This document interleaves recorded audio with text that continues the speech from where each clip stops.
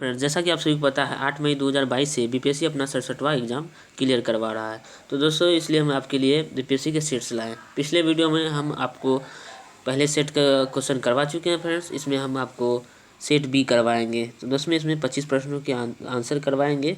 तो वीडियो को अंत तक जरूर देखिएगा। अगर वीडियो आपको अच्छी लगे तो वीडियो को लाइक, कमेंट और शेयर जरूर कीजिएगा। अगर आप हमारे चैनल पर नए हैं तो हमारे चैनल को सब्सक्राइब जरूर कर लीजिए। तो बढ़ते हैं प्रश्नों की ओर। हमारा पहला प्रश्न है, नादिर शाह का आक्रमण निम्नलिखित में से किस मुगल बादशाह के समय हुआ था। फ्रेंड्स, और आपको एक बात कहना चाहते हैं कि आप सब कमेंट बॉक्स में जरूर बताइए कि आप कितने प्रश्नों का उत्तर पहले से जानते थे। तो ठीक है दोस्तों, इसके आंसर की ओर जाते हैं। पूछ रहा है, नादिर शाह का आक्रमण निम्नलिखित में से किस मुगल बादशाह के समय हुआ था। तो दोस्तों नादिर शाह का आक्रमण मोहम्मद शाह के काल में हुआ था। दोस्तों मोहम्मद शाह मयूर सिंहासन में बैठने वाला अंतिम शासक था। इसके बाद नादिर शाह तख्ते ताउस और कोहिनूर हीरा को लेकर फारस चले गया था। नेक्स्ट क्वेश्चन है, निम्नलिखित में से कौन मुगल साम्राज्य का अंतिम बादशाह था। तो दोस्तों यहाँ पूछा जा रहा है, मुगल साम्राज्य का अंतिम बादशाह जो था बहादुर शाह द्वितीय था। दोस्तों इसे बहादुर शाह जफर के नाम से भी जानते हैं। इसके बाद अंग्रेज़ों का शासन आ गया। दोस्तों इसके बाद बढ़ते नेक्स्ट क्वेश्चन की ओर। किस मध्यकालीन शासक ने रुपया का प्रचलन करवाया। तो दोस्तों शेरशाह सूरी ने रुपया का प्रचलन करवाया। ये रुपया चांदी का होता था फ्रेंड्स, ये रुपया चांदी का होता था। नेक्स्ट है, निम्नलिखित में से किस यात्री ने मुगलकालीन शहरों को शिविर नगर की संज्ञा दी। तो बर्नियर ने दी थी। दोस्तों मुगलकालीन शहरों को शिविर की संज्ञा बर्नियर ने दी थी। नेक्स्ट है, निम्नलिखित में से कौन बिरसा मुंडा के आदर्श में शामिल नहीं था। तो दोस्तों इसके आदर्श में जो शामिल था, आचरण की शुद्धता, आत्म सुधार और एकेश्वरवाद की जो थी दोस्तों आदर्श इसके जीवन में थे। लेकिन दोस्तों अहिंसा उसके आदर्श में शामिल नहीं थी। इसलिए दोस्तों इसका जो आंसर हो जाएगा डी हो जाएगा, अहिंसा। नेक्स्ट है, लोटा विद्रोह किस आंदोलन के तुरंत पूर्व की घटना है। तो दोस्तों लोटा आंदोलन 1857 की क्रांति के पूर्व की घटना है।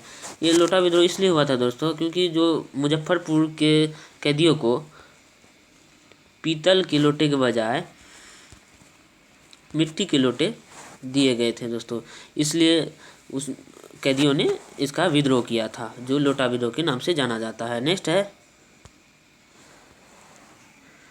दिल्ली के बादशाह को लाल किला खाली करने और कुतुब पर जाकर रहने की आज्ञा देने वाले भारत के गवर्नर जनरल और संबंधित बादशाह के जोड़े का चयन कीजिए। दोस्तों इसका जो आंसर हो जाएगा डी हो जाएगा। लॉर्ड डलहौजी ने बहादुर शाह द्वितीय को कहा था कि आप दिल्ली के किले को छोड़कर कुतुब चले जाइए। नेक्स्ट है, क्रांतिकारी आंदोलन के तहत मुजफ्फरपुर बम कांड कब हुआ था। तो दोस्तों मुजफ्फरपुर बम कांड 1908 में हुआ था। नेक्स्ट है, पूछा जा रहा है, एकमात्र बौद्ध संगीति जिसका आयोजन बिहार में नहीं किया गया। तो दोस्तों बिहार में जो किया गया पहले उसकी बात करते हैं। दोस्तों प्रथम बौद्ध संगीति राजगीर में किया गया। कहाँ पर दोस्तों, राजगीर में किया गया। उसके बाद द्वितीय बौद्ध संगीति आपका वैशाली में किया गया। कहाँ पर दोस्तों, वैशाली में किया गया। और फ्रेंड्स तीसरा बौद्ध संगीति आपका पाटलिपुत्र में किया गया। कहाँ पर दोस्तों, पाटलिपुत्र में। तो दोस्तों ये तीनों बिहार में शामिल थे। लेकिन दोस्तों यहाँ पूछा जा रहा है ऐसा कौन सा बौद्ध संगीति है जो बिहार में नहीं किया गया। तो दोस्तों ये तीनों बिहार में थे, लेकिन चतुर्थ बौद्ध संगीति बिहार में नहीं हुआ था। इसलिए दोस्तों इसका जो आंसर हो जाएगा चतुर्थ हो जाएगा। चतुर्थ बौद्ध संगीति जो हुआ था दोस्तों कुंडल वन में हुआ था। कहाँ पर हुआ था, कुंडल वन, जो कि कश्मीर में आता है दोस्तों। कहाँ पर आता है, कश्मीर में। इसका जो आंसर हो जाएगा चतुर्थ बौद्ध संगीति। नेक्स्ट है, आर.एन. मल्होत्रा कमेटी संबंधित है। तो दोस्तों आर.एन. मल्होत्रा कमेटी बीमा क्षेत्र से संबंधित है। किससे, बीमा क्षेत्र से। नेक्स्ट है, वित्त वर्ष 2020 से 21 में भारत का राजकोषीय घाटा जीडीपी का कितना दर्ज किया गया है। तो दोस्तों इसका राजकीय घाटा 9.3% दर्ज किया गया है। नेक्स्ट है, 15वें वित्त आयोग ने कुल वित्तीय संसाधन कोष में बिहार की हिस्सेदारी वर्ष 2020 से 21 के लिए तय की गई है। तो दोस्तों 2020 से 21 के लिए 10.06% तय की गई है। इसके पहले दोस्तों 9.67% था, लेकिन इसके बाद में 10.06 बढ़ाकर तय कर दिया गया। नेक्स्ट है, बिहार में बाल बजट की शुरुआत कब से की गई है? तो दोस्तों बिहार में बाल बजट की शुरुआत 2013 से 14 में की गई थी शुरुआत। दोस्तों आज 2021 से 22 में इसका 23.3% बढ़कर इसका बजट हो गया है। नेक्स्ट है, वर्ष 2021 से 22 तक बिहार में बिजली की मांग अनुमानित है। दोस्तों 2021 से 22 तक बिहार में बिजली की मांग 6900 मेगावाट अनुमानित है। नेक्स्ट है, ग्रीन ब्रांड की उभरते हुए बाजार श्रेणी में भारत का स्थान, दोस्तों भारत का स्थान द्वितीय है और प्रथम स्थान जो है फ्रेंड्स चीन है। प्रथम स्थान में चीन है ग्रीन ब्रांड के उभरते बाजार श्रेणी में। नेक्स्ट है, निम्नलिखित में व्यष्टि अर्थशास्त्र के अंतर्गत किसका अध्ययन नहीं किया जाता है? सॉरी दोस्तों, यहाँ पर होना है कि किया जाता है, नहीं यहाँ पर नहीं होगा। यहाँ पर पूछा जा रहा है निम्नलिखित में से व्यष्टि अर्थशास्त्र के अंतर्गत किसका अध्ययन किया जाता है? दोस्तों व्यष्टि अर्थशास्त्र में व्यक्तिगत इकाई का अध्ययन किया जाता है और राष्ट्रीय आय समष्टि अर्थशास्त्र में किया जाता है इसका अध्ययन। ठीक है दोस्तों, समष्टि अर्थशास्त्र में राष्ट्रीय आय का अध्ययन किया जाता है। और यहाँ पूछा जा रहा है फ्रेंड्स निम्नलिखित में व्यष्टि अर्थशास्त्र के अंतर्गत किसका अध्ययन किया जाता है? तो दोस्तों व्यक्तिगत इकाई का किया जाता है। नेक्स्ट है, जब कुल उपयोगिता अधिकतम होगा तो सीमांत उपयोगिता कितना होगा? तो दोस्तों जब कुल उपयोगिता अधिकतम होगा तो दोस्तों इसका जो आंसर हो जाएगा सी हो जाएगा, शून्य हो जाएगा। इसका सीमांत उपयोगिता शून्य हो जाएगा। अगर दोस्तों यहाँ पूछा जाता, इसकी 3 श्रेणियाँ हैं दोस्तों। अगर कुल उपयोगिता में वृद्धि होती तो इसका जो है धनात्मक हो जाता, सीमांत उपयोगिता धनात्मक हो जाता। और वहीं कमी की बात आती दोस्तों तो इसकी सीमांत उपयोगिता ऋणात्मक में चली जाती। और यहाँ पूछ रहा है कुल उपयोगिता अधिकतम होगा तो सीमांत उपयोगिता शून्य हो जाएगी। नेक्स्ट है, यहाँ पूछा जा रहा है किस बाजार में सिर्फ एक क्रेता होता है? तो दोस्तों मोनोपोली बाजार में सिर्फ एक क्रेता होता है। अगर आपकी जानकारी के लिए हम बोल दें, मोनोपोली में एक विक्रेता होता है और डुओपोली में 2 विक्रेता होते हैं और ओलिगोपोली में कुछ विक्रेता होते हैं।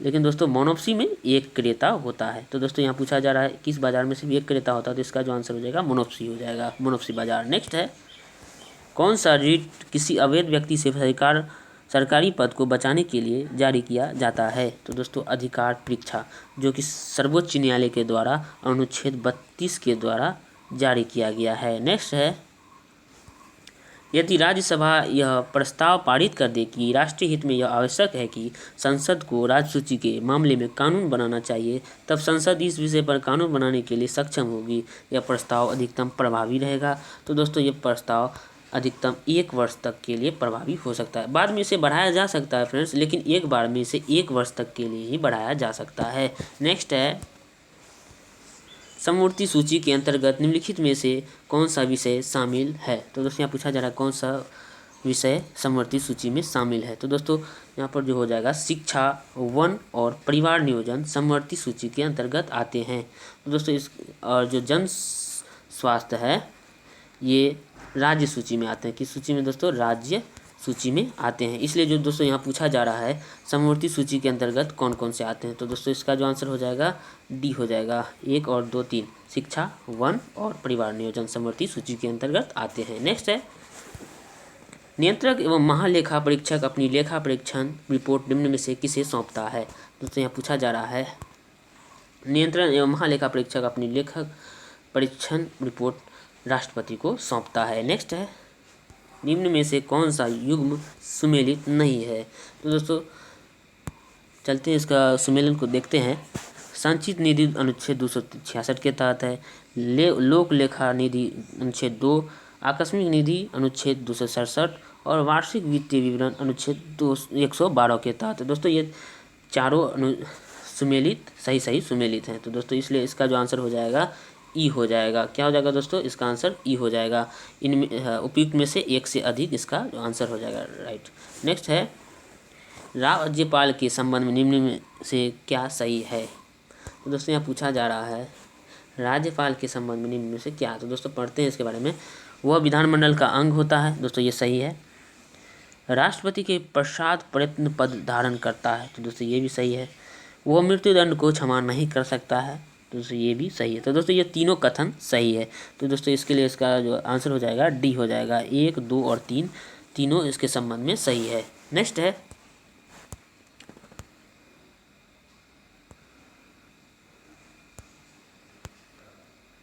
पूछा जा रहा है सदन के नेता के पद का उपबंध निम्नलिखित में से किसके तहत किया गया है।